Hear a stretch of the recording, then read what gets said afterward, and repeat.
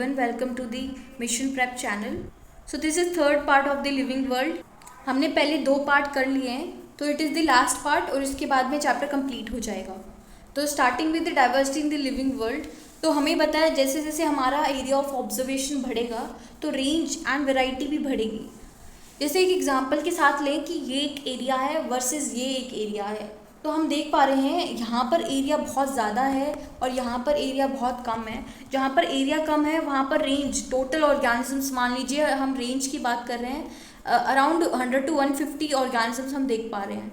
Versus यहाँ पर जो इतना ज़्यादा एरिया है यहाँ पर हम 1000 to 2000 ऑर्गेनिजम्स को देख पा रहे हैं. अगर हम एक वैरायटी की बात करें, मान लीजिए हमने एक एग्जांपल लिया है मैंगो में हमें पता है इंडिया में देयर आर 1000 वेराइटीज़.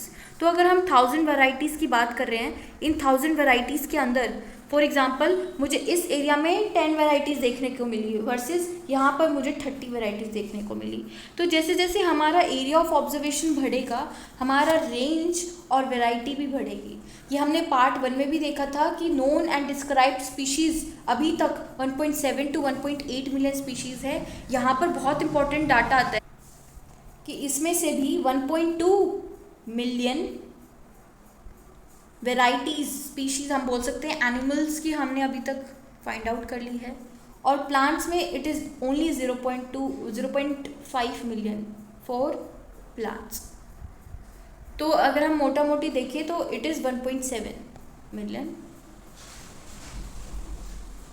तो एक ये रफ आइडिया है कि अभी तक कितनी वेराइटीज़ और उसमें से भी प्लांट्स एंड एनिमल्स की कितनी स्पीशीज़ को हमने अभी तक डिस्क्राइब कर चुके हैं. तो बायोडाइवर्सिटी क्या होता है? देखिए, बायो मतलब लिविंग एंड डाइवर्सिटी मतलब वेराइटी, रेंज. तो अगर हम लिविंग वर्ल्ड में बात कर रहे हैं तो हम उसकी डाइवर्सिटी को हम बायोडाइवर्सिटी बोलेंगे, जहाँ पर हम number and type of organisms देखेंगे इन दी अर्थ. तो अर्थ में कितनी वेराइटीज़ हैं एंड कितनी टाइप हैं, कितने नंबर हैं, उसकी स्टडी कर रहे हैं, उसमें आता है बायोडाइवर्सिटी. जैसे हम ये फ़ोटो देख पा रहे हैं, इसमें हम देख रहे हैं कि कितनी सारी हर्ब्स, शर्ब्स एंड ट्रीज़ हैं, जिसमें से कितनी सारी हम हर्ब्स को देख पा रहे हैं. फिर श्रब्स कितनी सारी हैं, यहाँ पर भी हैं. फिर हम ट्रीज़ में देखें तो ट्रीज़ में भी बहुत सारी नंबर भी है और वेराइटी भी है. तो अगर हम अर्थ में देखें तो कितनी सारी होगी जो अभी तक हम नहीं बता पाए. अकॉर्डिंग टू रॉबर्ट मे एक साइंटिस्ट हैं जिन्होंने एस्टिमेट दिया था कि टोटल जो कि स्पीशीज़ हो सकते हैं वो है 7 मिलियन. अगर हम इनकी भी बात करें जो इन्होंने बताया 7 मिलियन, अभी तक हमने 1.7 to 1.8 मिलियन ही डिस्क्राइब किया है. तो रॉबर्ट मे के अकॉर्डिंग अभी तो हमने बहुत कम स्पीशीज़ को अभी तक डिस्क्राइब किया है, which is very less, and there is so many species yet to be described. आगे हम बात करेंगे टेक्सोनॉमी की. तो देखो, हमारी जो भी कैरेक्टरिस्टिक्स है, मान लीजिए हमें एक XYZ करके एक ऑर्गेनिज्म मिला और हमें पता नहीं है ये ऑर्गेनिज्म किस ग्रुप को, किस कैटेगरी को बिलोंग करता है. तो हमने उसकी सारी कैरेक्टरिस्टिक्स को पढ़ा, उसकी फिजियोलॉजी को, कैसे वो फंक्शन कर रहा है, उसकी एक्सटर्नल फीचर्स को, जितनी भी हम एक्सटर्नल फीचर्स को नोट कर सकते हैं हमने सारे फीचर्स को नोट किया. हमने उसकी यूनिक फीचर्स को नोट किया. फॉर एग्जांपल कुछ यूनिक फीचर्स जैसे जॉइंटेड अपेंडेजेस मान लो, या it has mammary gland, it has ear, it can have teeth, it has jaws. वही यहाँ पर मेंशन किया गया है कि कैरेक्टराइजेशन में the process of describing the observable और measurable properties of the organism. Example में physiology, morphology, behaviour and unique features. Characterization करने के बाद आता है आइडेंटिफिकेशन. अब हम सारी फीचर्स जितने भी हमने लिखे हैं उसको देखते हुए अब हम रिकॉग्नाइज करेंगे और उसको असाइन करेंगे एक पर्टिकुलर ग्रुप में. फॉर एग्जांपल अगर हम कॉकरोच की बात करें, हमने उसकी सारी फीचर्स को देखा, उसकी एक्सटर्नल फीचर्स को, उसकी बिहेवियर को, यूनिक फीचर्स को लिख दिया, उसकी फंक्शनिंग पढ़ ली. उसके बाद हमने देखा कि ये तो इंसेक्टा ग्रुप में आता है, ये इंसेक्टा ग्रुप में आता है, तो हमने इंसेक्टा ग्रुप में इसको रख दिया. उसके बाद में अब हम उसको क्लासीफाई करेंगे कि ये कौन से सुटेबल कैटेगरी में बिलोंग कर सकता है according to the most easily observable and important characteristics को देखते हुए, तो classification is the process by which anything is grouped into convenient category based on some easily observable characteristics. Very important कि अगर हम एनिमल्स में देख रहे हैं तो उसकी यूनिक फीचर्स को, उसकी सारी करेक्टरिस्टिक्स को देखते हैं। वाइल अगर हम प्लांट की बात करते हैं कि बहुत इंपॉर्टेंट क्वेश्चंस आते ही रहते हैं हर बार, कि अगर हम प्लांट में मॉर्फोलॉजी में भी देखें कि कौन सा करेक्टर हमें लेना चाहिए, दैट इज़ वेजिटेटिव और फ्लोरल करेक्टर। तो वेरी इंपॉर्टेंट क्वेश्चन कि हमें फ्लोरल करेक्टरिस्टिक्स लेने चाहिए। वाई? बिकॉज फ्लोरल करेक्टरिस्टिक्स में आते हैं reproductive parts like anther and carpel which is androecium and gynoecium, male and female part of that plant, that flower, and that does not change with time. Time के साथ change नहीं होता, environment के साथ बदलता नहीं है, और जो चीज़ इन्वायरमेंट के साथ बदलती नहीं है उस पर रिलाई कर सकते हैं, we can believe on those features. तो उस पर रिलाई कर सकते हैं, वी हैव बिलीव कि वो चेंज नहीं होगा, and that's why floral characteristics is mainly used in most easily observable characteristics में। तो हमने उसको कैटेगरी में डाल दिया। अब आता है नोमेनक्लेचर, अब हम उसको नाम देंगे। तो एक पर्टिकुलर ऑर्गेनिजम्स को हम एक ही नाम से बुला पाएँ, giving that organism same name, उसको बोलते हैं साइंटिफिक नेमिंग।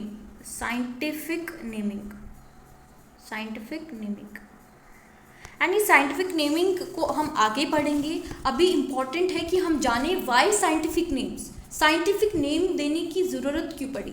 देखिए लोकल नेम्स जो होते हैं, हम लोकल नेम्स को बोलते हैं वर्नेबल नेम्स, जो कि हर बार चेंज होता रहता है। एक कंट्री में चेंज होएगा विद इन द कंट्री, और विद इन स्टेट चेंज होता रहेगा। जैसे इंडिया में बात करें तो इंडिया में भी स्टेट्स में डिफरेंट नाम से हम एक ही चीज़ को बोल सकते हैं। जैसे मैंगो की बात करें, मैंगो को हम हिंदी में आम बोलते हैं, हम मैंगो भी बोलते हैं, हम मंगला भी बोलते हैं, मंगला भी बोला जाता है मलयालम साइड में, हम मावू भी बोलते हैं, and there so many names जो हम डिफरेंट स्टेट्स में देखते हैं इंडिया इटसेल्फ। और अगर हम इंडिया में ही इतने सारे नाम से बोल रहे हैं, लोकल नेम से बोल रहे हैं, तो कंट्री ऑल ओवर वर्ल्ड कितने सारे नाम से बोलेंगे एक मैंगो को ही। तो ये कन्फ्यूजन क्रिएट करेगा और हमारी अंडरस्टैंडिंग को इन्हांस नहीं बल्कि डिस्टर्ब करेगा। एंड इवन अगर हम हमारे लेट्स से एक कमिटी में 1 लाख लोग बैठे हैं और हर कोई एक लोकल नेम से बोल पा रहा है, तो कहीं ना कहीं कन्फ्यूजन ये भी क्रिएट करेगा कि everyone is saying different name which again will create lot of confusion and havoc. So let's now start with which organization को हम एक सिस्टम को, जो भी हमने सिस्टम बनाए हैं जैसे ICBN एंड ICZN, तो ये किस चीज़ के लिए हैं और किस लिए ज़रूरत पड़ी। उससे पहले लेट्स से एक एग्जांपल है, जैसे ये हमें एक नया ऑर्गेनिज्म मिला और हमें पता नहीं है कि ये कौन सा ऑर्गेनिज्म है, तो हमें इसकी स्टडी करनी पड़ेगी। स्टडी में हमने देखा कि जो ये ऑर्गेनिज्म है इसका नाम हमें पता ही नहीं था क्या है, साइंटिफिक नेम भी नहीं पता था। तो हमने स्टडी करी कि ये तो एक मैमल में आता है, इसके पास नोटोकोड है, इसके पास अपने जो एम्ब्रियो के टाइम पे इसके पास फेरेंजियल गिल स्लिट्स भी थी, it has ventral heart and it has nerve cord dorsally. So हमने सारी फीचर्स को देखा और हमने बोला कि ये फाइलम कोर्डेटा का है। फिर हमने देखा इसके पास मैमली ग्लैंड है, it gives birth to young ones. ये विविपेरस है, हमने इसको मैमेलिया में डाला। फिर हमने इसको ऑर्डर को पढ़ा, उसकी फैमिली को पढ़ा, जीनस को पढ़ा, फिर हमने उसको नाम दिया, एक स्पीशीज़ दी। एंड दिस इज़ हाउ हमने एक किलर व्हेल को हमने उसको आइडेंटिफाई किया। So this is whole process जहाँ हमने करेक्टरिस्टिक्स को देखते हुए उसको नाम दिया। तो प्लांट्स में आता है ICBN international code for botanical nomenclature. देखो हमें कन्फ्यूजन हो सकती है कि आई से हमें बोल देंगे इंडियन, सी से बोल देंगे कमिटी, तो इसको अच्छे से याद करना। It is international code for botanical nomenclature. Animals के केस में आता है ICZN international code of zoological nomenclature. हमें ये साइंटिफिक नेम्स इसलिए देने पड़े क्योंकि हमें एक ही नाम से सारे ऑर्गेनिजम्स जो भी हैं, फॉर एग्जांपल कॉकरोच, तो पेरीप्लैनेटा अमेरिकाना एक स्पीशीज़ को हमने नाम दे दिया और वो हर जगह एप्लीकेबल है, why local names can change, right, local names can change. तो ये scientific names are based on agreed principles and criteria. हम अपनी मर्जी से नहीं देते इसको, कुछ एग्रीड प्रिंसिपल्स को फॉलो किया जाता है और कुछ क्राइटेरियाज को फॉलो करके हम नेमिंग देते हैं। अब एक क्वेश्चन आता है असर्शन रीजन का कि ICBN is there to give scientific names to plants. True, it is international code for botanical nomenclature, जो कि प्लांट्स के लिए है, which is right. ICBN uses various resources like articles, photograms, recommendations to name a plant. ये भी सही है, हम various data, various criteria, various resources को follow करके हम naming देते हैं, which is again very right information. But क्या ये इसको explain कर रहा है? नहीं, इसको explain नहीं कर रहा। Why? क्योंकि ICBN की ज़रूरत इसलिए पड़ी थी, आगे भी हमने डिस्कस किया था, because each organism has only one name. हर एक organism का एक ही नाम होना चाहिए, that's why it is made. So its right answer is A and R is true and R is not correct explanation of A. Now let's move ahead. अब हम बात करते हैं बाइनोमियल नोमेनक्लेचर, जो कि हमने लिनस ने दिया था। तो लिनस ने लैटिन भाषा का यूज़ किया था। अब हम जानेंगे कि लैटिन क्यों यूज़ किया एंड क्या ज़रूरत पड़ी, why not different languages that can be used. तो बायनोमियल नोमेनक्लेचर में दो कंपोनेंट आते हैं, पहला है जेनेरिक नेम एंड दूसरा है स्पेसिफिक एपिथेट। तो जेनेरिक नेम में आता है जीनस, कौन से जीनस को बिलोंग करता है, एंड स्पेसिफिक एपिथेट में आता है name of that species, name of that species. तो हम स्पीशीज़ का नाम देते हैं यहाँ पर स्पेसिफिक एपिथेट में, और जेनेरिक नेम में जीनस का नाम आता है कि वो कौन से जीनस को बिलोंग करता है। फॉर एग्जांपल पैंथरा लियो, तो ये पैंथरा में ये है जीनस, या हम बोल सकते हैं generic name, and Leo is specific epithet या नेम ऑफ स्पीशीज़। तो कुछ हमने यूनिवर्सल रूल्स को फॉलो करते हैं नोमेनक्लेचर देने के लिए। तो हम बायनोमियल नेम्स को हम लैटिन में यूज़ करते हैं। Why Latin?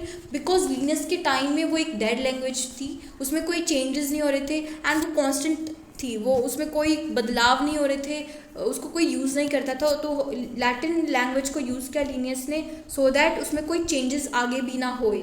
तो आगे ना होए तो मतलब डेड लैंग्वेज होनी चाहिए। और हम लिखते हैं इटैलिक्स के अंदर, दे आर लैटिनाइज्ड और derived from Latin respective of their origin. इसका मतलब क्या हुआ रिस्पेक्टिव ऑरिजिन?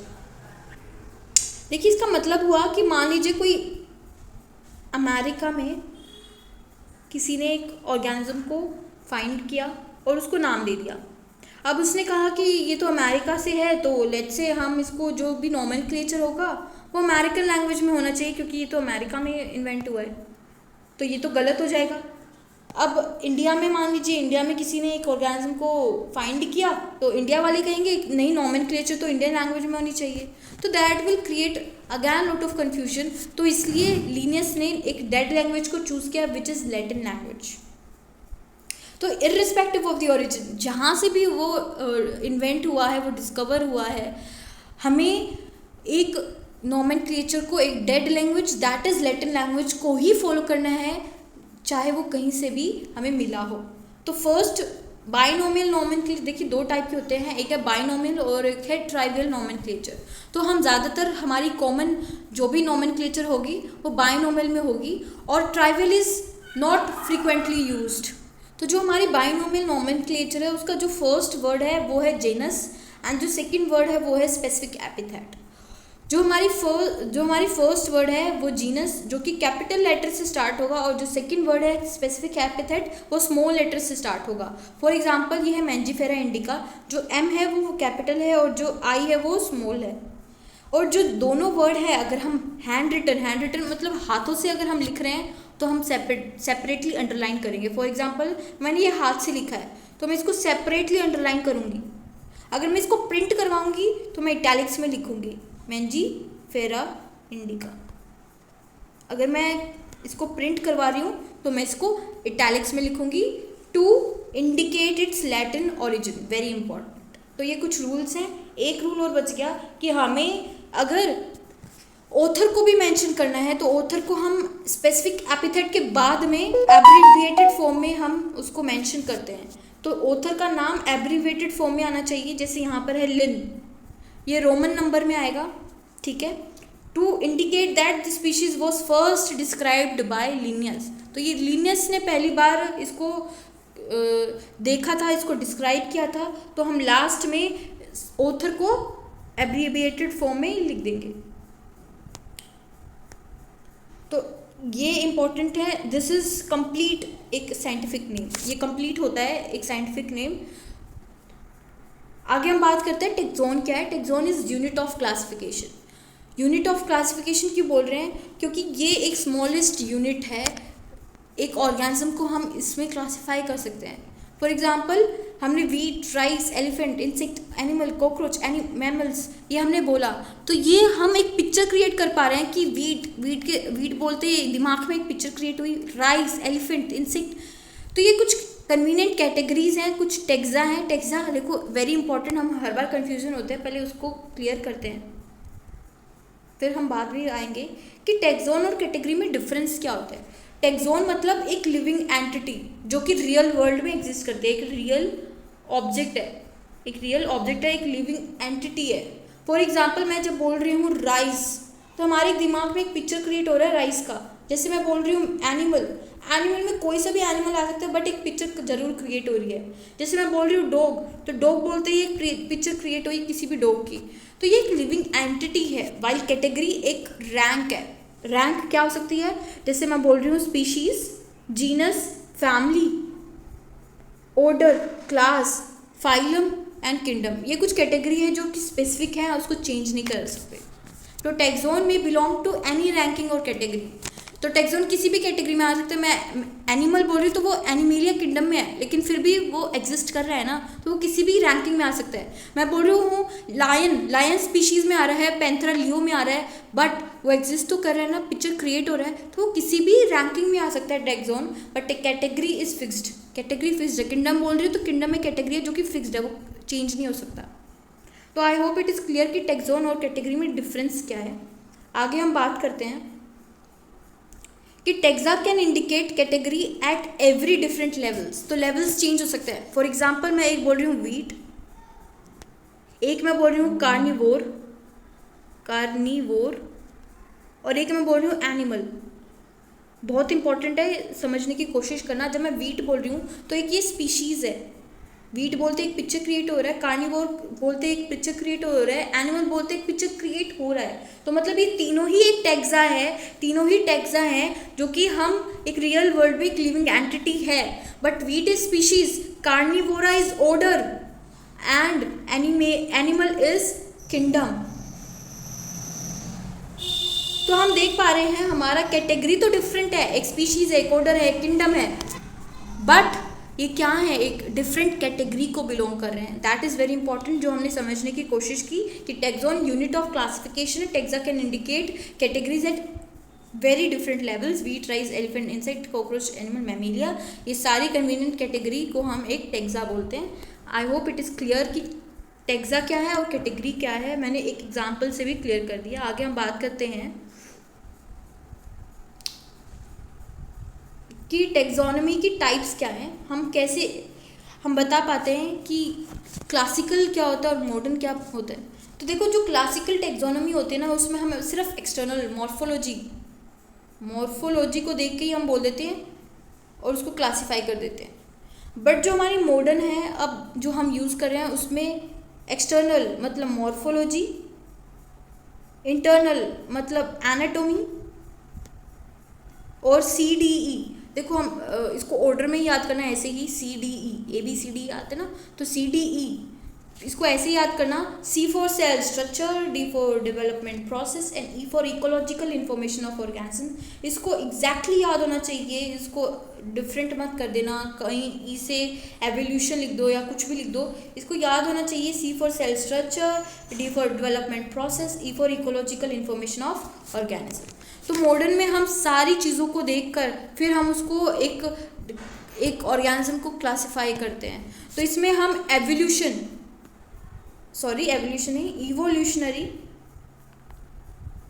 रिलेशनशिप को देखते हैं। तो इसमें टेक्सोनॉमी हेल्प कर रही है इवोल्यूशनरी रिलेशनशिप में। कैसे, आगे हम बात करेंगे सिस्टमैटिक्स, तो वहाँ पर क्लियर होगा कि कैसे हेल्प कर रही है टेक्सोनॉमी रिलेशनशिप्स फाइंड करने में। देखिए कुछ एक्स्ट्रा पॉइंट्स हैं जो कि एनसीईआरटी में भी दिया है, बट कुछ पॉइंट्स एनसीईआरटी में नहीं है। जैसे फादर ऑफ टेक्सोनॉमी लिनस आता है, टर्म टेक्सोनॉमी डी कॉन्डोले ने दी थी, binomial nomenclature first issued in species plantarum जो कि 1953 में आई थी। Earliest classification was based on uses of various organisms, जो ऑर्गेनिज्म यूजफुल है हम उसको क्लासीफाई कर सकते हैं।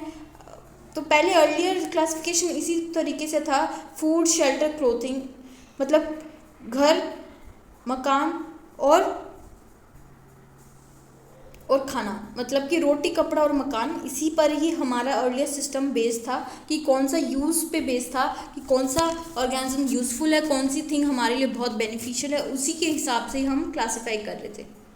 आगे हम बात करते हैं सिस्टमैटिक्स। सिस्टमैटिक्स में हम डिफरेंट काइंड्स ऑफ ऑर्गेनिजम्स को स्टडी करते हैं, उसकी डाइवर्सिटी को देखते हैं, उसकी इवोल्यूशनरी रिलेशनशिप्स को देखते हैं। जो कि इम्पॉर्टेंट होता है कि एंसेस्टर्स को पता लगाना। एंसेस्टर्स, इवोल्यूशनरी रिलेशनशिप्स का क्या काम है कि हम उसके एंसेस्टर्स को पहचान पाते हैं। अच्छा, इसका कॉमन एंसेस्टर ये है। हम आगे पढ़ेंगे एवोल्यूशन में कि कैसे इवोल्यूशनरी रिलेशनशिप्स की हेल्प से हमने पता लगाया कि ये इसका एंसेस्टर तो ये था, इसका ये था, इसका ये था, विच इज़ वेरी इंपॉर्टेंट। सिर्फ हम ऑर्गेनिजम्स की डाइवर्सिटी को ही नहीं, उसकी देखो फाइलोजेनी को भी देखना बहुत इंपॉर्टेंट है। फिर ये लैटिन वर्ड है। लैटिन क्यों है? क्योंकि जो भी लिनस ने दिया था वो लैटिन ओरिजिन का ही था, क्योंकि वो मानते थे कि डेड लैंग्वेज एक परफेक्ट लैंग्वेज है, हम एक ऑर्गेनिज्म को समझ पाएँ, उसको ऑर्गेनिज्म को क्लासीफाई कर पाए, उसको नेम दे पाएँ, क्योंकि लैटिन लैंग्वेज चेंज नहीं होगी और वो कांस्टेंट रहेगी, वो नेमिंग हमेशा ही कांस्टेंट रहेगी। सिस्टमा मतलब systematic arrangement of organisms. Systematic मतलब एक ऑर्डरली अरेंजमेंट, उसी को बोलते हैं सिस्टमा, जो कि एक लैटिन वर्ड है। अब लिनस ने सिस्टमा नेचुरली दी थी, जो कि टाइटल था उनकी पब्लिकेशन का। अब हमने पता लगा लिया टैक्सॉन क्या है, कैटेगरी क्या है। Taxon is living entity and category is any rank, and taxon can be belonging to any rank और category, but category is fixed ranking. Important points है जो हमें याद होने चाहिए कि classification is not a single step, एक step में परफॉर्म नहीं होता, उसमें हायरार्की ऑफ स्टेप्स हैं। Each step has a rank और कैटेगरी। हायरार्की कैसे? हमें पता है 7 ऑब्लिगेट कैटेगरी हैं। कौन से 7 ऑब्लिगेट कैटेगरी हैं? हमें पता है kingdom, phylum, class, order, family, genus, species, 1 2 3 4 5 6 7, तो 7 हो गई ना। तो ये 7 कुछ ऑब्लिगेट कैटेगरीज है जो कि हम ऑर्गेनिज्म को, जैसे मैंने आपको पहले भी एग्जांपल दिया था किलर वेल का, जो कि आप यहाँ पर देख पा रहे होगे, इसका kingdom, phylum, class, order, family, genus, species. हम क्लासिफिकेशन वाले में हम सिर्फ एक स्टेप में नहीं करते, हम उसको पहले किंगडम में, फिर फाइलम में, फिर क्लास में, उसको स्टेप्स में करते हैं, and then we come to a conclusion कि वो ऑर्गेनिज्म क्या है। तो ये कि it is not a single step, hierarchy of steps को फॉलो करते हैं, and then we come to a conclusion कि ये ऑर्गेनिजम्स का नाम को तभी दे पाते हैं when we classify it properly. और इस क्लासिफिकेशन सिस्टम में हायरार्की ऑफ स्टेप्स इन्वॉल्व होते हैं। Since the category is a part of overall taxonomic arrangement, it is taxonomic category. तो ये टेक्सोनॉमी में एक पार्ट है, इसलिए हम बोलते हैं टेक्सोनॉमिक कैटेगरी। और सारी कैटेगरीज को मिला दे तो हम बोलते हैं taxonomic hierarchy. Each category represent a unit of classification. सही बात है, सारी एक पर्टिकुलर यूनिट है क्लासिफिकेशन सिस्टम की, जिसे हम बोलते हैं रैंक, जिसे हम कॉमनली टेक्सा भी बोल देते हैं, और हमें इसको कैटेगरी भी बोल देते हैं, यूनिट ऑफ क्लासिफिकेशन को। सो सारी कैटेगरीज और हायरार्की को समझने के लिए एक एग्जाम्पल दिया गया एनसीईआरटी में, that insects represent a group of organisms sharing a common feature, 3 pair of jointed legs. 3 pairs of jointed legs मतलब 6 legs। तो 3 पेयर्स जिसके पास भी हैं लेग्स की, तो हम बोल सकते हैं insecta. It means insecta is recognisable discrete object. Very very very important. अगर हमें टेक्सा की दूसरी डेफिनेशन देनी हो तो हम बोलेंगे taxa is the recognisable discrete object. ऐसे भी क्वेश्चन पुट हो सकता है, हम क्वेश्चन सीरीज में देखेंगे कि रिकॉग्नाइजेबल डिस्क्रीट ऑब्जेक्ट को हम टैक्सा बोलते हैं, which can be classified and दस गिवन अ रैंक और कैटेगरी। तो ऑब्जर्वेबल, जिसको हम ऑब्जर्व कर सकते हैं, डिस्क्रीट, एक कंक्रीट एक ऑब्जेक्ट है जो कि रियल वर्ल्ड में एग्जिस्ट करता है, हमने सोचा वीट एंड अल्टीमेटली हमारे दिमाग में उसकी पिक्चर क्रिएट हुई, that means it is taxa a living entity. आगे हम बात करते हैं कि देखो ग्रुप को रिप्रेजेंट करता है कैटेगरी, कैटेगरी को रिप्रेजेंट करता है रैंक और टैक्सोन या रैंक को रिप्रेजेंट करता है यूनिट ऑफ क्लासिफिकेशन। ये एनसीईआरटी में दिया गया है and I mentioned it in a well organized way, तो आप इसको समझ सकते हैं। सारी ग्रुप, तो जो ग्रुप हैं उनको रिप्रेजेंट कौन करता है, कैटेगरी रिप्रेजेंट करती है ग्रुप्स को, और कैटेगरी को कौन रिप्रेजेंट करता है, रैंक या टैक्सोन रिप्रेजेंट करता है, और रैंक या टैक्सोन रिप्रेजेंट करता है एक यूनिट ऑफ क्लासिफिकेशन। तो I hope it is clear to you now, group, category, rank, unit of classification सारी कहीं ना कहीं रिलेटेड हैं, but it is all concrete information जो कि हम भूल जाते हैं ज़्यादातर। आगे हम बात करते हैं, एक लाइन दी है एनसीईआरटी में जो कि बहुत इंपॉर्टेंट लाइन है, 5 स्टार मान लो, कि टेक्सोनोमिक ग्रुप्स या categories are distinct biological entities and not merely morphological aggregates. इसका मतलब क्या हुआ? देखिए जो भी कैटेगरीज होती हैं, हमने अभी पढ़ा किंगडम, फाइलम, क्लास, ऑर्डर, जो भी हमने कैटेगरीज पढ़ी हैं वो सिर्फ एक मॉर्फोलॉजिकल एग्रीगेट्स नहीं है कि हमने उसकी मॉर्फोलॉजी को देखा और बस बता दिया कि ये इसमें है। वे एक डिस्टिंक्ट बायोलॉजिकल एंटिटीज़ हैं। एक पर्टिकुलर ग्रुप में, एक पर्टिकुलर कैटेगरी में कुछ ऑर्गेनिजम्स हैं उस ग्रुप में जो कि एक बायोलॉजिकल एंटिटी है, एक लिविंग ऑर्गेनिज्म है उस कैटेगरी में। तो it is not only morphological aggregates, it is distinct biological entities that are present in that category. Very important line, you have to learn it. तो अब हमने इस को देखना है कि species, genus, family, order, class, phylum, kingdom, and kingdom से ऊपर आता है डोमेन, जो कि हम बायोलॉजिकल क्लासिफिकेशन में देखेंगे। डोमेन 3 में डिवाइडेड है। पहला है आर्की, फिर आता है बैक्टीरिया एंड देन आता है यूकैरिया। तो हम तीनों को देखेंगे, बट उससे पहले हम इसमें डील करते हैं ये क्या है। देखिए जैसे मान लीजिए यूकैरिया है, मतलब कि ये यूकैरिया के डोमेन देखिए तो इसका यूकैरिया, किंगडम देखिए एनिमेलिया, फाइलम देखिए कोर्डेटा है, class mammalia, order carnivora, family canidae and genus vulpes and species vulpes. तो ऐसे हम इसको क्लासिफिकेशन सिस्टम को परफॉर्म करते हैं। अब यहाँ पर हमने देखा है इसका एक कॉमन एंसेस्टर रहा है। कॉमन एंसेस्टर से बैक्टीरिया, आर्की और यूकैरिया बना है, ठीक है। बैक्टीरिया में आता है यूबैक्टीरिया, ट्रू बैक्टीरिया, आर्की में आता है आर्की बैक्टीरिया, और यूकैरिया में आते हैं लेफ्ट सारे kingdoms, protista, Plantae, fungi and animalia. आगे हम बात करते हैं स्पीशीज क्या होता है। पहले हम इस पूरे पैराग्राफ को पढ़ेंगे, फिर उसमें से इंपॉर्टेंट पॉइंट्स को मार्क करेंगे एंड देन हम उसको एग्जाम्पल के थ्रू सारे एग्जाम्पल्स को कवर कर लेंगे, जैसे यहाँ पर है। डायग्राम से समझ लेंगे अगर कोई डायग्राम की ज़रूरत पड़ी तो। Now let's start. Species taxonomic studies consider a group of living organisms with fundamental similarities as a species. One should be able to distinguish one species from other closely related species based on distinct morphological differences. Let us consider Mangifera indica, Solanum tuberosum potato, Panthera leo lion. All three names indica, tuberosum, leo represent specific epithet, while the first word Mangifera, Solanum, Panthera represent genera and represents another higher level of taxon or category. Each genus may have one or more than one specific epithet representing different organisms but having morphological similarities. For example, Panthera has another specific epithet called tigris. Solanum includes species like nigrum and melangina. Human beings belong to species sapiens, which is grouped into genus Homo. The scientific name thus for human beings is written as Homo sapiens. तो देखो कुछ चीज़ें हैं जो कि NCERT में नहीं दी हुई बट आनी चाहिए. पहले आता है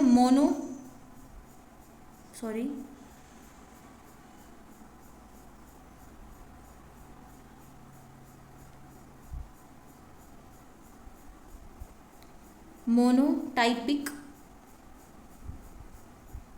जीनस. देखो मोनोटाइपिक जीनस मतलब कि उस जीनस में सिर्फ एक ही स्पीशीज देखने को मिलेगी, ज़्यादा स्पीशीज नहीं है. दूसरा आता है पॉलीटाइपिक जीनस. इसके अंदर एक जीनस के अंदर मोर देन वन स्पीशीज आपको देखने को मिलेगी. फॉर एग्जाम्पल होमो सेपियंस, सिर्फ एक ही स्पीशीज है होमो सेपियंस. होमो के अंदर सिर्फ एक स्पीशीज आती है सेपियंस. वाइल अगर हम पैंथरा की बात करें तो 3 स्पीशीज हमने इस चैप्टर में पढ़ा है, Panthera leo, Panthera tigris, Panthera pardus. Solanum की बात करें तो हमने यहाँ पर भी 3 स्पीशीज देख ली है, Solanum tuberosum, Solanum nigrum, Solanum melongena. तो पॉलीटाइपिक में more than one and monotypic में सिर्फ एक. ठीक है, तो यहाँ पर ये क्लियर हो गया. ईच जीनस में हैव मोर देन वन और ओनली वन स्पेसिफिक एपिथेट. अगर एक है तो मोनोटाइपिक और मोर देन वन है तो पॉलीटाइपिक जीनस हो जाएगा. अगर दोनों स्पीशीज एक जैसी हैं, क्लोजली रिलेटेड है, तो उसमें हमें डिफरेंसेस कैसे देखने को मिलेगा. मतलब पैंथरा तो सेम है और स्पीशीज दोनों अलग अलग हैं, तो हम कुछ डिस्टिंक्ट मॉर्फोलॉजिकल डिफरेंसेस को देखेंगे. मतलब उनकी आउटर एक्सटर्नल फीचर्स को देखेंगे. फॉर एग्जांपल मैंने फोटोज़ भी लेके आई हूँ. जैसे मान लीजिए ये है लायन, पैंथरा लियो, ये है लेपर्ड और ये है टाइगर. तो Panthera leo, Panthera tigris and Panthera pardus. तो हमने इन तीनों स्पीशीज़ को देखे तो ये पैंथरा के अंदर ही आ रहे हैं. और कहीं ना कहीं आप अगर आउटर अपीयरेंस को भी देखें तो आपको लगेगा कि कुछ ना कुछ सिमिलर हैं सारे एक दूसरे से, क्योंकि ये सेम जीनस के अंदर है. बट हम उसकी मॉर्फोलॉजी को देखें तो मॉर्फोलॉजी के हिसाब से हम तीनों ऑर्गेनिजम्स में डिफरेंसेस देखने को मिल रहा है. तो यही लिखा गया है कि देखो अगर हम इसमें देखें तो इसकी जो आउटर मॉर्फोलॉजी आप देख पा रहे हो कुछ अलग है, इसमें देखो कुछ अलग है और इसमें भी अलग है, ये देखिए, राइट. तो हमारी आउटर मॉर्फोलॉजिकल डिफरेंसेस को देखकर हम दो क्लोजली रिलेटेड स्पीशीज़ में डिफरेंसेस आसानी से देख पाते हैं. जैसे सोलेनम की बात करें, अब आता है Solanum nigrum, Solanum melongena and Solanum tuberosum. तो Solanum tuberosum is potato, Solanum nigrum is blackberry nightshade and Solanum melongena is brinjal. तो ये है मेलनजिना, सोलेनम मेलनजिना जो कि है ब्रिंजल. ये है सोलेनम ट्यूबरोसम जो कि है पोटैटो, और ये सोलेनम नाइग्रम जो कि है ब्लैकबेरी. तो आप देख पा रहे हो कि सोलेनम के अंदर ही आ रहे हैं सारी स्पीशीज, बट आप आउटर अपीयरेंस से मॉर्फोलॉजिकल डिफरेंसेस के कारण आप इनको डिस्टिंग्विश कर पा रहे हैं इन दोनों स्पीशीज में. तो यही लाइन यहाँ पर लिखी गई है कि one should be able to distinguish one species from the other closely related species based on distinct morphological differences or the group of individual organisms with fundamental similarities. कुछ similarities हैं, fundamental कुछ similarities हैं एक दूसरे में, उनको बोलते हैं species. देखो जो species होती है ना closely related, एक ही species के अंदर they can interbreed, मतलब उनके बीच में progeny produce हो सकती है. बट अगर स्पीशीज़ डिफरेंट हो जाए तो फर्टाइल ऑफस्प्रिंग्स प्रोड्यूस नहीं होंगे, एंड दैट्स वाई वी से कि स्पीशीज़ डिफरेंट है, राइट. तो यही 3 इंपॉर्टेंट पॉइंट्स थे, 1, 2 एंड 3. तो इन 3 पॉइंट्स को आपको याद रखना है. अब आते हैं हम एग्जाम्पल्स के ऊपर जो कि आपको एग्जैक्टली याद होने चाहिए कि Mangifera indica is mango, Solanum tuberosum is potato, Panthera leo is lion, Homo sapiens is human, Panthera tigris is tiger, Panthera pardus is leopard, Solanum nigrum is blackberry and Solanum melangina is brinjal. आपको ये बिल्कुल याद होने चाहिए. ये कुछ diagrams हैं जो कि मैंने आपको समझा दिए. You can see those features. ठीक है, आगे हम बात करते हैं जीनस की. तो जीनस में जो इम्पोर्टेंट होगा हम वो मार्क कर लेंगे. इम्पॉर्टेंट है, उससे पहले पूरा पैराग्राफ पढ़ते हैं. Genus comprises a group of related species which has more characteristics in common in comparison to species of other genera. In comparison to species of other genera, we can say that genera are aggregates of closely related species. For example, potato and brinjal are two different species but belong to the genus Solanum. Lion, Panthera leo, leopard, Panthera pardus, tiger, Panthera tigris, with several common features, are all species of genus Panthera. This genus differs from other genus Felis, which includes cats. तो देखो एक बहुत important line है इसी में ही कि दो line है. फर्स्ट इज कि genus are aggregates of closely related species. तो हम ना जैसे जैसे आगे बढ़ेंगे हायर कैटेगरी में तो हम उसके नीचे वाले को क्लोजली रिलेटेड लिखते लिखते ऊपर तक पहुंचेंगे. For example,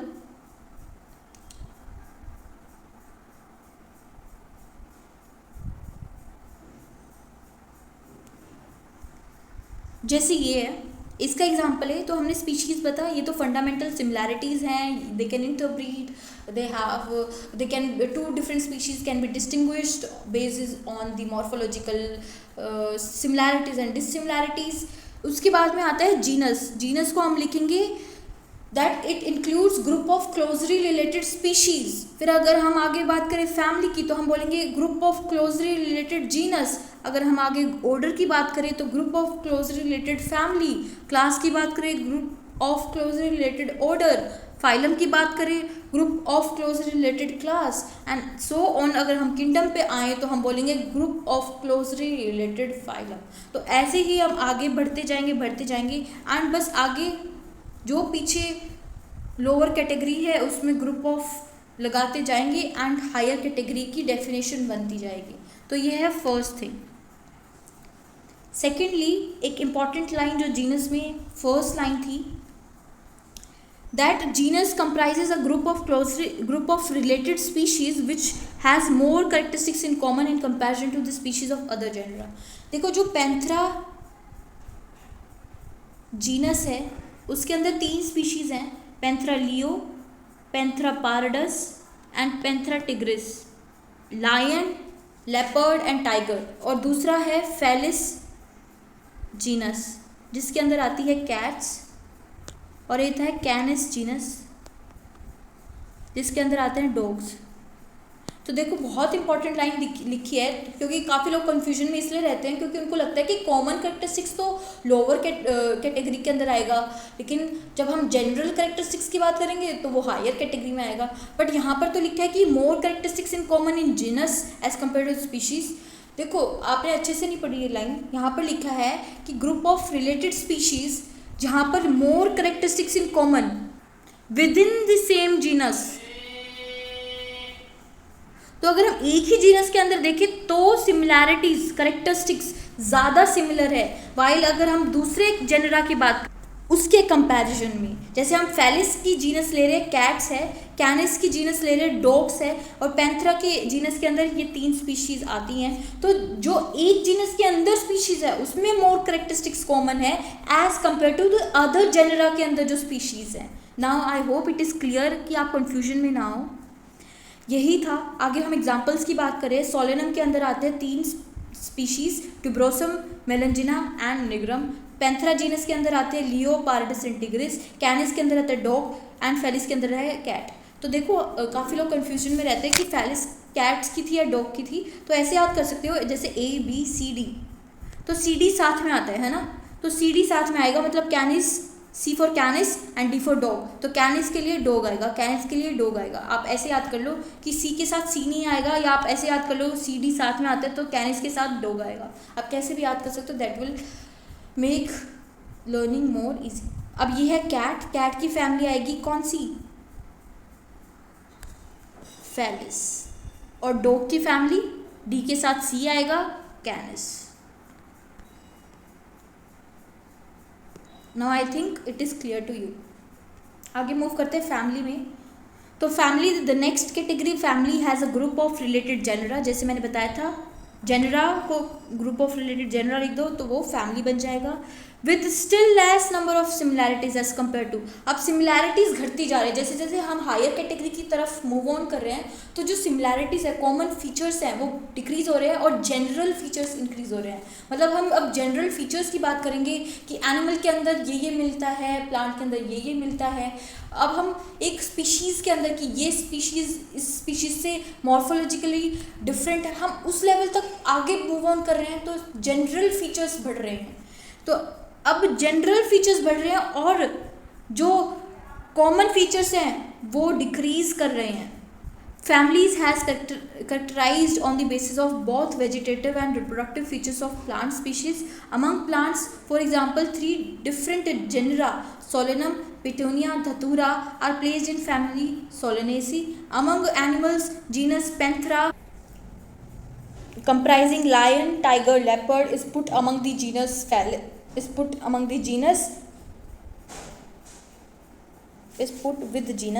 Felis, cats in the family Felidae. Similarly, if you observe the features of a cat and a dog, you will find some similarities and some differences as well. They are separated into 2 different families, Felidae and Canidae respectively. Now, अब एक बहुत important line आती है कि हमें family को अगर हमें डिस्टिंग्विश करना है एक प्लांट स्पीशीज़ के अंदर, तो हम उसकी वेजिटेटिव एंड प्रोडक्टिव फीचर्स को देखते हैं। Very very very important, 5 star on this line. हमें वेजिटेटिव एंड प्रोडक्टिव फीचर्स को देखना होगा अगर हमें फैमिली देखनी है। तो ये एक लाइन बहुत इंपॉर्टेंट है जो असर्शन, रीज़न या स्टेटमेंट वाइज में आ सकती है आसानी से। और अगर हम बात करें सोलेनम, धतूरा एंड पिटूनिया, ये फैमिली सोलेनेसी में आते हैं।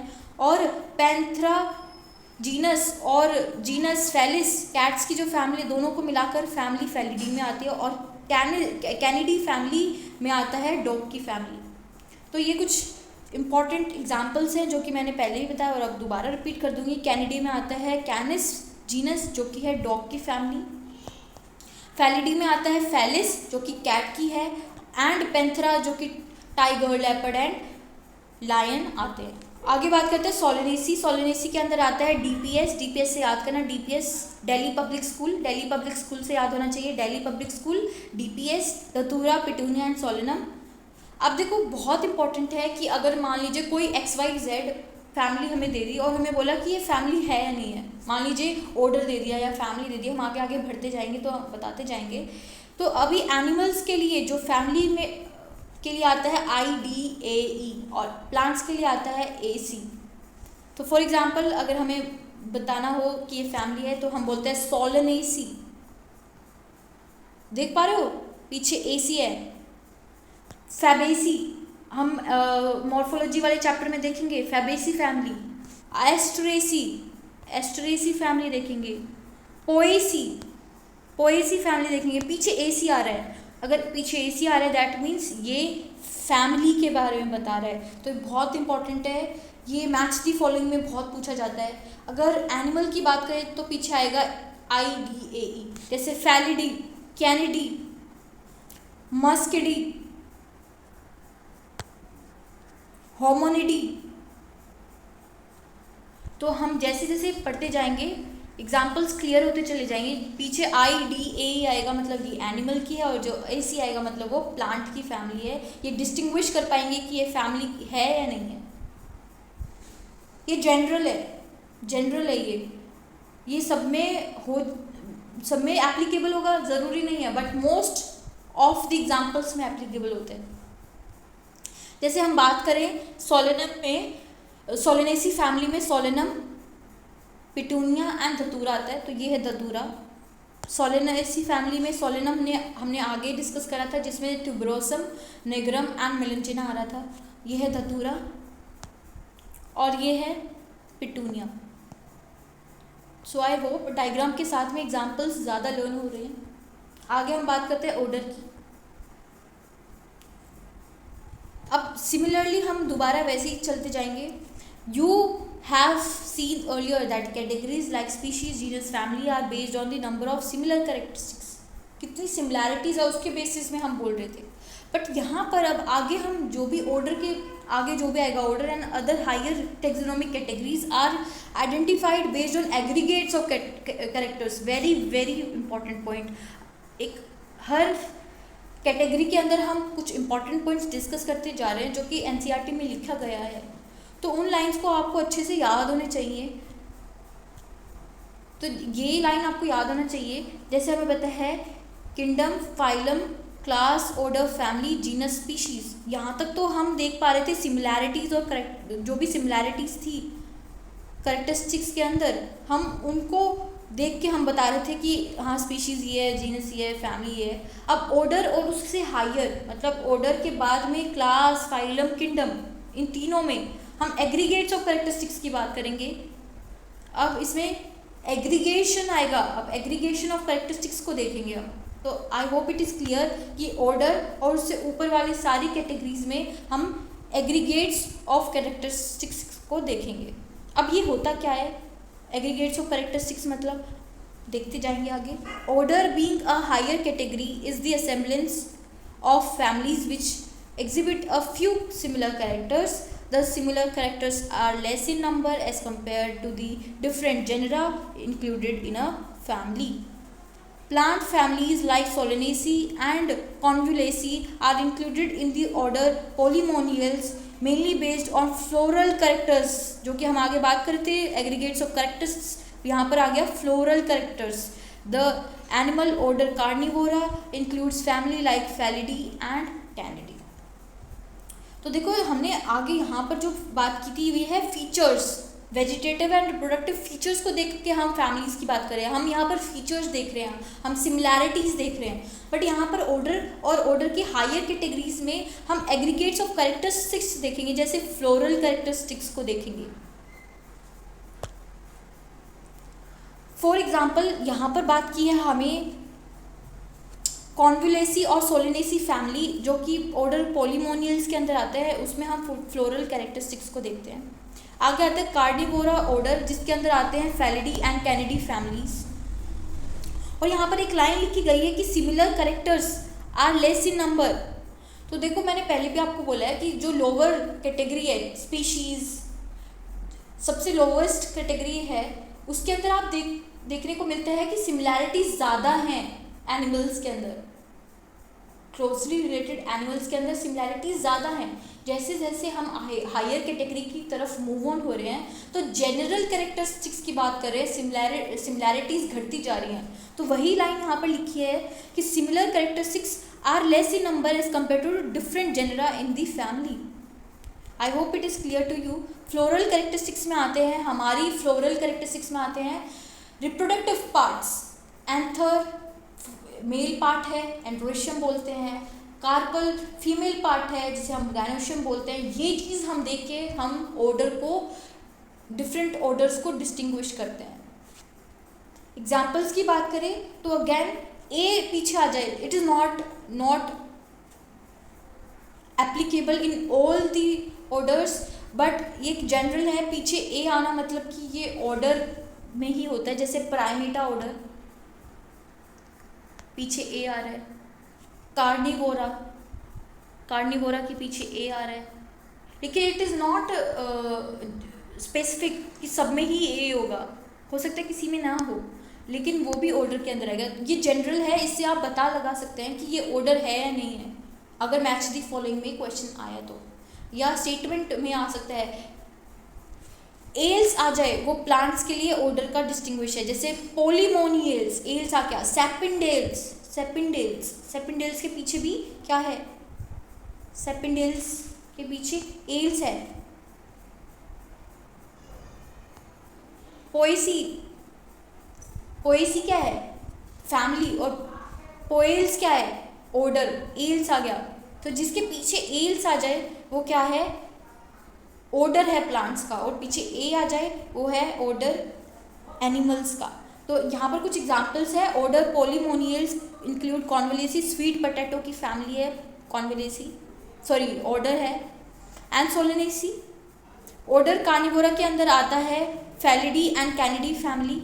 एंड ऑर्डर प्राइमेटा के अंदर आता है मंकी, गोरिल्ला एंड जिबन। तो जैसे आप एग्जांपल देख पा रहे हैं, ये है मंकी, ये है गोरिल्ला और ये है जिबन। आप कुछ सिमिलैरिटीज़ फेस में देख पा रहे हैं, कुछ कुछ सिमिलैरिटीज़ हैं, बट आप अगर इनकी मॉर्फोलॉजी को देखें, कुछ करेक्टरिस्टिक्स को देखें तो सारी डिफरेंट है। मंकी देखिए आप, गोरिल्ला देखिए और ये है जिबन। तो कुछ एग्रीगेट्स ऑफ करेक्टरिस्टिक्स को हम देख पा रहे हैं और उनके बेसिस पे हम डिस्टिंग्विश कर पा रहे हैं। तो आपको क्लियर हो गया, एग्जाम्पल्स याद होने चाहिए कि ऑर्डर प्राइमेटा के अंदर मंकी, गोरिल्ला, जिबन आते हैं। कार्निवोरा के अंदर फेलिडी एंड कैनिडी फैमिली आती है। पॉलीमोनियल्स के अंदर कॉन्वोलेसी फैमिली एंड सोलिनेसी फैमिली आती है। क्लास की बात करें, this category includes related orders. तो जैसे बात की थी, अब ऑर्डर के ऊपर क्लास है तो group of close related orders is class. For example, order Primata comprises monkey, gorilla and gibbon is in the class Mammalia along with order Carnivora which includes tiger, cat, dog and class Mammalia has other orders also. तो very very very important, आपको याद होना चाहिए। अब हम बात करते हैं क्लास मैमिलिया की, जो कि एनसीईआरटी में एक ही एग्जाम्पल दिया गया है, उसी को हम डिस्कस करेंगे। तो जो क्लास मैमिलिया है उसके अंदर दो ऑर्डर आते हैं, एक है ऑर्डर कार्निवोरा और दूसरा है ऑर्डर प्राइमेटा। ऑर्डर प्राइमेटा के अंदर आते हैं मंकी, जिबन और गोरिल्ला, और ऑर्डर कार्निवोरा के अंदर आते हैं टाइगर, कैट, डॉग। तो I hope it is clear to you कि क्या बात हो रही थी इस एग्जाम्पल में। और जो क्लास मैमिलिया है उसके अंदर और भी ऑर्डर आते हैं। ये तो सिर्फ हमारे इस सिलेबस में दो ही ऑर्डर दिए हैं, कार्निवोरा और प्राइमेटा, इनको ही डिस्कस किया है क्लास मैमिलिया के अंदर, बट और भी ऑर्डर आते हैं क्लास मैमिलिया के अंदर। तो अब हम एग्जाम्पल्स की बात करें, ऑलरेडी डिस्कस क्लास मैमिलिया के अंदर order Carnivora and order Primata आता है, उसके साथ साथ अदर ऑर्डर्स भी आते हैं। अब हम बात करते हैं कि कैसे पता लगाएं कि ये ऑर्डर है, सॉरी ये क्लास है या नहीं है। तो क्लास को डिस्टिंग्विश करने के लिए प्लांट के अंदर AE आएगा। जैसे हम कुछ एग्जांपल्स ले तो यहाँ पर आप देख सकते हो क्लास में AE है, पीछे डाइकोटिलिडन है, मोनोकोटिलिडन, तो A ही है, AE मतलब कि ये क्लास को बता रहा है कि ये प्लांट में ये क्लास है। तो आप इस एग्जाम्पल को देखिए, ये एनसीईआरटी है, एनसीईआरटी का टेबल है, पीछे AC आ जाए, पीछे AC आ जाए मतलब वो प्लांट की फैमिली है, पीछे ALs आ जाए तो वो प्लांट का ऑर्डर है, पीछे AE आ जाए तो वो क्लास है। और डिवीजन में, प्लांट के केस में डिवीजन वर्ड यूज़ करते हैं, तो पीछे स्पर्म में आ जाए तो वो डिवीजन है। अब बात करते हैं फैमिली में, फैमिली में पीछे IDAE आ जाए उसे बोलते हैं फैमिली। ऑर्डर के केस में A आएगा, क्लास के केस में there is no specific, class के केस में हम बता नहीं लगा सकते क्योंकि पीछे भी A आ रहा है। तो देखो एनिमल्स के केस में आपको हाईली अवेयर होना पड़ेगा क्योंकि पीछे A यहाँ पर भी आ रहा है। मैंने पहले भी बोला था ये जनरल है, ये कुछ स्पेसिफिक नहीं है कि ये होना ही चाहिए, ये जनरल है। तो आगे हम बात करते हैं ऑर्डर क्लास के केस में। क्लास में AE आएगा, जैसे हमने बात करा था मोनोकोटिलिडनी, AE आएगा पीछे। For family there is no specific, कुछ स्पेसिफिक नहीं है, आपको याद ही करना होगा। तो वैसे एग्जांपल्स भी नहीं आएंगे टेबल्स में, वही आएंगे जो बहुत जनरल है और हर बार वहीं से ही आता है। तो वो मैंने आपको लिख दिए हैं, जैसे यहाँ पर है, मैंने फैमिली में भी लिख दिया है। तो ये याद होने चाहिए आपको, anyhow you have to learn it, you have to cram it, right. Class mammalia के अंदर हमने डिस्कस कर दिया कौन से ऑर्डर आते हैं, एनिमल्स भी डिस्कस कर दिया और प्लांट भी कर लिया। अब आता है दो इम्पॉर्टेंट जो कि एनसीईआरटी में नहीं है बट एग्जाम्पल्स में मैंने देखा क्वेश्चंस में पूछे जा रहे थे। पीछे आ जाए फाइसी तो वो एल्गी की क्लास है, पीछे आ जाए माइसिटीज़ वो फंजाई की क्लास है। जैसे आ जाए फाइकोमाइसिटीज़, बेसिडियोमाइसिटीज़, एस्कोमाइसिटीज़, ड्यूट्यूरोमाइसिटीज़, ये हम कौन से में पढ़ेंगे, ये हम प्लांट किंगडम में, फंजाई बायोलॉजिकल क्लासिफिकेशन में, यहाँ पर हम ये डिस्कस करने वाले हैं एल्गी और फंजाई के बारे में। तो वहाँ पर हम क्लासेस देखेंगे, वहाँ पर माइसिटीज़ आएगा, जैसे फाइकोमाइसिटीज़, वहाँ पर आपको बहुत आसानी से आप अच्छे से बता पाएंगे, माइसिटीज़ देख के आप बोल देंगे ये तो क्लास है। जैसे बेसिडियोमाइसिटीज़, तो पीछे माइसिटीज़ आ जाए मतलब वो क्लास है। एल्गी की बात करें तो हमें पता है क्लोरोफाइसी, फियोफाइसी, रोडोफाइसी, तो हमें पता है ये हम पढ़ेंगे, जिसके पीछे भी फाइसी आ जाए मतलब वो क्लास है। तो आपको ये सारा कंटेंट याद होना चाहिए, वेरी वेरी वेरी इंपॉर्टेंट। अब बात हम करते हैं फाइलम एंड डिवीजन की। Classes comprising animals like fishes, amphibians, reptiles, birds along with mammals constitute the next higher category called phylum. All this based on the common features like, अब common features आ गए, मैंने पहले भी बोला था जैसे हम लोअर कैटेगरी में हैं तो हमें सिमिलैरिटीज, कॉमन फीचर्स या हम बोलते हैं स्पेसिफिक फीचर्स देखते हैं, वाइल जब हम हायर कैटेगरीज में जाएं तो कॉमन फीचर्स डिक्रीज होते हैं और जनरल फीचर्स आ जाते हैं। तो यहाँ पर presence of notochord, dorsal hollow nerve system are included in the phylum कोडेटा। In case of plants, classes like with a few similar characteristics like assigned to a higher category division। तो phylum किस लिए use होता है, animals के लिए, और division किसके लिए यूज़ होता है, प्लांट्स के लिए। वेरी इंपॉर्टेंट, कंफ्यूजन के लिए ऐसे लिख देंगे डिवीजन फॉर एनिमल्स, गलत हो जाएगा, तो इम्पॉर्टेंट है, इसको नोट डाउन करें। यहाँ लिखा गया है कि क्लास जिसके अंदर fishes, amphibians, reptiles, birds, mammals सभी को मिला दे तो फाइलम बनता है कोडेटा। तो हमें पता है, आपको याद ऐसे रखना होगा, PARAM, इसको याद रखिए। P फॉर पाइसिस मतलब कि फिशेस की फैमिली, सॉरी फिशेस की class. A for amphibia, R for reptiles, A for Aves के अंदर आता है birds, and M for class Mammalia. तो ये सारी क्लास हैं, ये सारी क्लास मिलाकर हमारा बनाता है फाइलम कोडेटा। तो all this based on common features, इनके अंदर नोटोकॉर्ड भी होगा, इनके अंदर डोर्सल होलो नर्व कोड भी होगा, इनके पास वेंट्रल हार्ट होगा, फेरेंजियल गिल स्लिट्स भी होएगी, पोस्ट एनल टेल भी होगा एट सम स्टेज। तो ये फीचर्स हैं, कुछ फीचर्स हैं जो कि सारे फाइलम कोडेटा के पास होगा, इन सब के पास होगा।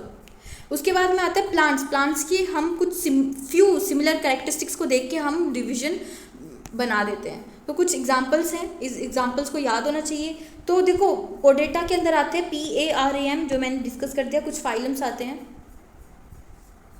सॉरी कुछ क्लास आते हैं, ये मैंने गलत लिख दिया, कुछ क्लास आते हैं, classes pisces, amphibia, reptiles, aves and mammals. तो इसको ठीक कर लेना, तो ये मैंने गलत लिख दिया, यहाँ पर आएगा क्लासेस, ठीक है। क्लासेस ये सब कुछ आते हैं। फिर आता है डिवीजन में आएगा फाइटा या स्पर्मी। तो जैसे हमें बताया थैलोफाइटा, तो थैलोफाइटा क्या है, एक फाइलम है। इसके अंदर क्या आएगा, इसके अंदर वो आएंगे जो थैलस ओरिजिन के, जैसे एल्गी क्या है, थैलस है। फिर आता है ब्रायोफाइटा, टेरिडोफाइटा, फिर आता है जिम्नोस्पर्म्स। अब स्पर्म्स आने लगे, पीछे स्पर्म में आ जाएगा जिम्नोस्पर्म्स, स्पर्मिंग। फिर आता है एंजियोस्पर्मी। तो पीछे फाइटा भी हो सकता है या स्पर्मी भी हो सकता है। तो आपको याद होना चाहिए, ये फाइटा भी हो सकता है, स्पर्मी भी हो सकता है। मैंने आपको एग्जाम्पल के साथ याद करवा दिया। डिवीजन हो गया। अब आता है फाइलम के लिए कोई स्पेसिफिक नहीं, आपको याद ही करना होगा। डिवीजन एंजियोस्पर्मी के अंदर क्लास मोनोकोटिलिडनी एंड डाइकोटिलिडनी आता है, ठीक है। और माइकोटा फंजाई के लिए होता है। तो फंजाई के लिए जो हम यूज़ करते हैं वो है माइकोटा, आपको याद होना चाहिए, very very important. So I hope ये सारे पॉइंट्स आपको याद हो गए। Moving ahead, kingdom is highest category. All animals belonging to various phyla are assigned to the highest category called kingdom Animalia in the classification system of animals. Kingdom Plantae on the other hand is distinct and comprises all plants from various divisions. Henceforth we will refer to these two groups, animal and plant kingdom. तो इन दोनों का एक chapter है अलग से, animal kingdom and plant kingdom, वहाँ पर हम डिटेल में पढ़ेंगे. तो किंगडम के अंदर आएगा प्लांटे एंड एनिमेलिया. आगे हम बात करते हैं ब्रॉड कैटेगरीज, जो कि एनसीईआरटी का ये है, species, genus, family, order, class, phylum, kingdom. इसको याद कैसे करें वो भी ट्रिक है.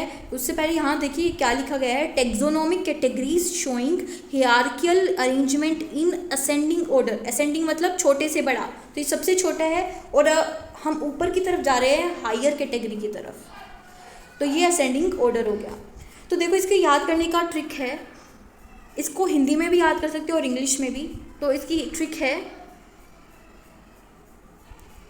कल पी कॉफ़ी गली में, गली से, कल पी कॉफ़ी गली से. तो ये ट्रिक है, कल पी कॉफ़ी गली से. अब कैसे, ये मुझे बहुत सही ट्रिक लगती है बिकॉज यहाँ पर आप सिर्फ वर्ड के साथ में ही आप याद कर पाते हैं. तो कॉफ़ी को आप ऐसे लिखेंगे COF. तो coffee COF, class, order, family, आप बिल्कुल आसानी से बता देंगे. लेकिन यहाँ अगर आप इंग्लिश में याद करना चाहते हैं तो इंग्लिश में आपको याद करना होगा keep pot clean, otherwise flower get sick. तो अब ये दोनों ट्रिक हैं, या आप याद कर सकते हैं की pot clean otherwise flower get sick, या आप ये याद कर सकते हैं कल पी कॉफ़ी गली से.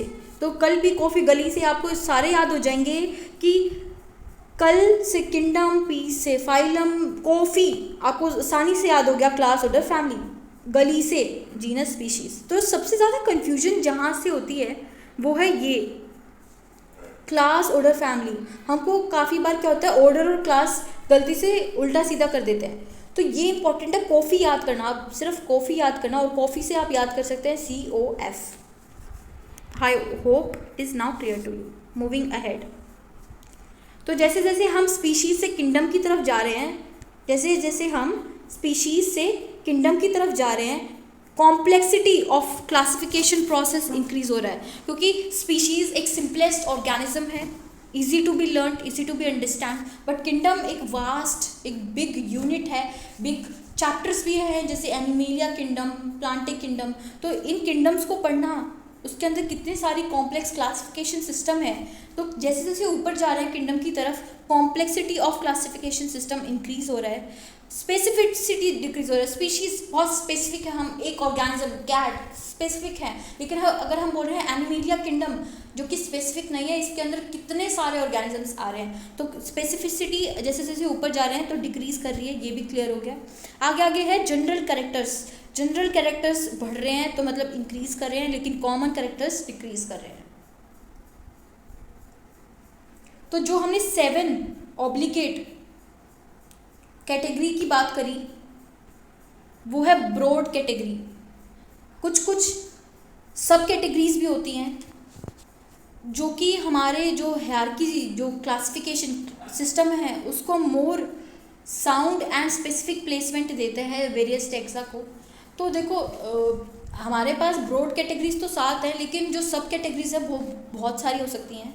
तो यही लिखा गया है एनसीईआरटी में, there are broad categories, however taxonomists have also developed subcategories in this hierarchy to facilitate more sound and scientific placement of various taxa.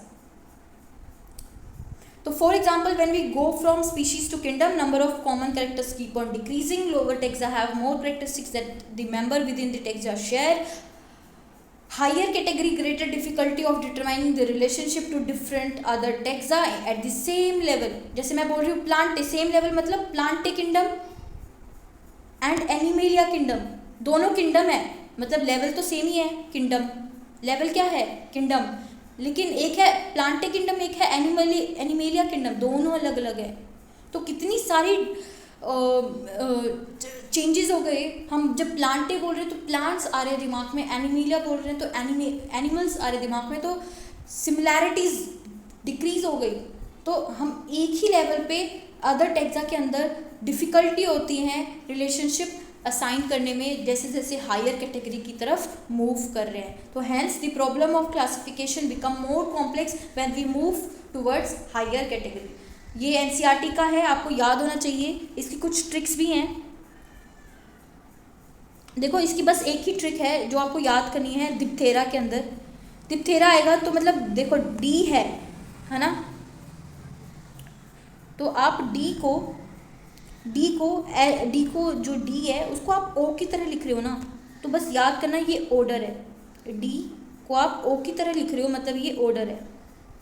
बस बाकी आपको याद ही करना होगा। मैंने आपको बहुत सारी ट्रिक्स भी बताई हैं आगे कि कैसे हम डिस्टिंग्विश करवा पाएंगे कि ये ऑर्डर है, ये फैमिली है, ये क्लास है, ये फाइलम है या डिवीजन है, तो आप उसका सहारा ले सकते हैं। बाकी आपको ये सारी याद होने चाहिए कि man common name, biological name है Homo sapiens, genus Homo, family Hominidae, order Primata, class Mammalia and phylum कोडेटा।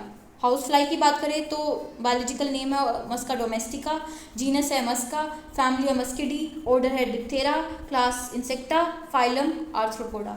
Mango की बात करें तो बायोलॉजिकल नेम है Mangifera indica, genus Mangifera, family Anacardiaceae, order Sapindales, class Dicotyledonae and division. Plant के case में division आएगा, division is Angiospermae. Wheat biological name is Triticum aestivum, genus is Triticum, family is Poaceae, order is Poales, class is Monocotyledonae and division is Angiospermae. I hope this is clear to you. Now comes the summary. तो देखो summary में सारे points हमने पहले ही discuss कर लिए। जो important points हैं मैंने उसको सिर्फ अंडरलाइन कर दिया, आपके लिए वही इम्पोर्टेंट है। बाकी सारी अदर जो पॉइंट्स हैं जो मैंने हाईलाइट नहीं किए हैं वो हम ऑलरेडी डिस्कस कर चुके हैं, उसको आपको दोबारा देखने की ज़रूरत नहीं है। तो जो इम्पोर्टेंट पॉइंट्स हैं वो है the very range of organisms in terms of size, color, habitat, physiological and morphological features make us see the defining characteristics of living organisms। देखो ये कुछ ज़्यादा खास लाइन है नहीं, बट इसलिए मैंने ऐड ऑन किया है क्योंकि ये एग्जैक्ट लाइन आपको स्टेटमेंट वाइज क्वेश्चंस में आ सकता है और आप कंफ्यूज हो जाएंगे क्योंकि आपने ये लाइन कहीं पढ़ी भी नहीं होगी। इसलिए आपको ये लाइन एज इट इज़ याद होनी चाहिए। ये दो लाइन आपको एज इट इज़ याद होनी चाहिए। पहली है कि हमें पता है कि जैसे हमने पहले भी पढ़ा है कि जो रेंज है ऑर्गेनिजम्स की अर्थ के अंदर बहुत सारी है, क्योंकि साइज़ अलग है, कलर अलग है, हैबिटेट जहाँ रहते हैं वो अलग है, फिजियोलॉजी फंक्शनिंग अलग है, एक्सटर्नल फीचर्स अलग है। इसी वजह से हम कुछ defining characteristics of living organisms को पढ़ते हैं। Taxonomic studies of various species of plants and animals are useful in agriculture, forestry, industry, and in general for knowing our bioresources and their diversity। तो जो हमने taxonomic studies अभी तक पढ़ी हैं, various species of plants and animals, जो भी हमने taxonomic studies plants and animals की है वो कहाँ पर काम आती है वो इम्पॉर्टेंट है। It is useful in agriculture में काम आएगा, फॉरेस्ट्री वहाँ पर काम आएगा, इंडस्ट्री में काम आएगा, एंड हमारे बायो रिसोर्सेज की नॉलेज में काम आएगा, उसकी डाइवर्सिटी में काम आएगा। तो ये कुछ लाइन थी, दो लाइन जो कि आपको हाईली इंपॉर्टेंट है and you have to learn this as it is. आगे बात करते हैं हम टेबल्स के। देखो ये एनसीईआरटी में सम अप करके नहीं लिखा गया, तो मैंने यहाँ पर आपको सम अप करके लिख दिया कि species, genus, family, order, class, ये प्लांट है तो यहाँ पर डिवीजन आएगा, डिवीजन एंड किंगडम।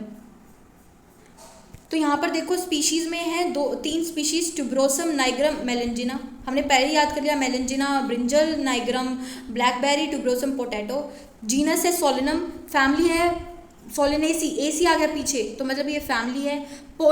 पोलिमोनियल्स, एल्स आ गया तो ये ऑर्डर है। क्लास,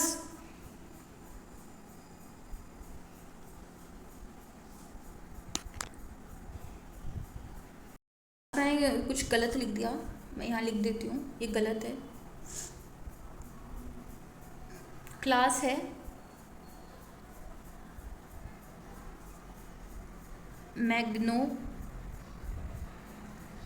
मैग्नोप्सिडा, जिसके पीछे ऑप्सिडा आ जाए ना वो भी क्लास है। मैंने बताया था ए आ जाए वो भी क्लास है, जैसे मोनोकोटिलिडनी, डाइकोटिलिडनी, जिसके पीछे ऑप्सिडा भी आ जाए वो भी क्लास है। ये आप ऐड कर लेना, मैंने ये ऐड नहीं किया।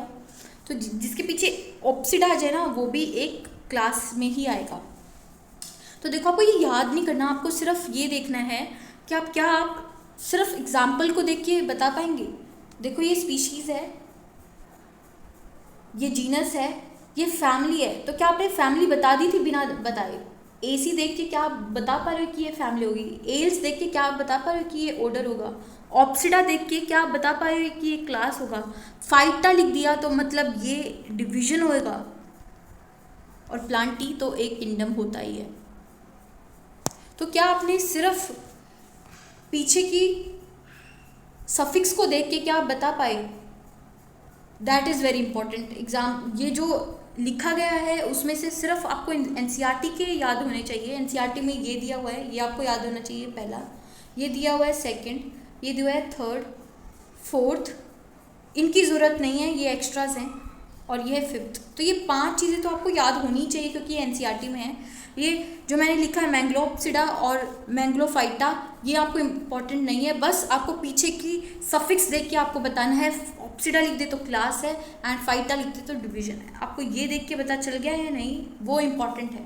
आगे हम बात करते हैं जो एनसीईआरटी में लिखे हैं, यहाँ पर हमने समअप कर दिया। लायन की बात करें तो एनिमेलिया किंगडम में आता है, कोडेटा उसका फाइलम है, क्लास मैमेलिया, ऑर्डर कार्निवोरा क्योंकि लायन कार्निवोरा है, फैमिली फेलिडी। फेलिडी क्यों? क्योंकि कैट और पेंथरा जीनस की फैमिली आती है फेलिडी के अंदर। जीनस हो गया पेंथरा एंड स्पीशीज होगी लियो। टाइगर की बात करें तो एनिमेलिया, कोडेटा, मैमेलिया, कार्निवोरा, फेलिडी जो कि काफ़ी बार कंफ्यूज हो जाता है, जो कैट की और पेंथरा की जो जीनस है उनकी फैमिली फेलिडी ही है। तो Felidae, Panthera and tigris. Cat Animalia, कोडेटा, Mammalia, Carnivora, Felidae, Felis, domestica. Dog की बात करें तो एनिमेलिया, कोडेटा, मैमेलिया, कार्निवोरा, कैनिडी, सी और डी साथ में आते हैं, तो सी मतलब कैनिस या कैनिडी और डी फॉर डॉग। तो कैनिस उसकी जीनस है, कैनिडी उसकी फैमिली है, और स्पीशीज़ है फेमिलियारिस। ह्यूमन की बात करें तो एनिमेलिया, कोडेटा, मैमेलिया, प्राइमेटा, होमिनिडी, होमो सेपियंस।